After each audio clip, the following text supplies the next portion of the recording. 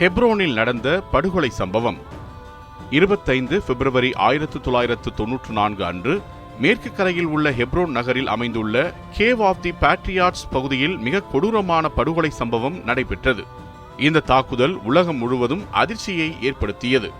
அன்று ரமலான் மாத தொழுகைக்காக பல பாலஸ்தீனர்கள் மசூதியில் கூடினர்.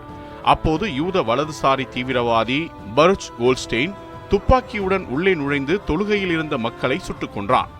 இந்த தாக்குதலில் 29 முதல் 30 பேர் உயிரிழந்தனர். பலர் படுகாயமடைந்தனர். கேவ் ஆஃப் தி பேட்ரியாட்ஸ் என்பது யூதர்களுக்கும் முஸ்லிம்களுக்கும் புனிதமான இடமாகும்.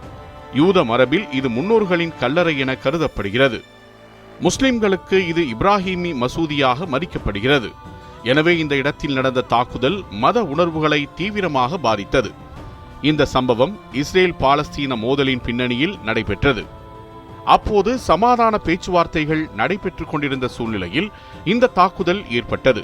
இதனால் இரு தரப்பினரிடையேயும் பதற்றம் அதிகரித்தது. தாக்குதலுக்கு பிறகு ஹெப்ரோன் மற்றும் பிற பகுதிகளில் போராட்டங்களும் வன்முறைகளும் வெடித்தன. பலர் உயிரிழந்தனர். இஸ்ரேல் அரசு கோல்ஸ்டீனை தீவிரவாதியாக அறிவித்து அவரது அமைப்புகளை தடை செய்தது.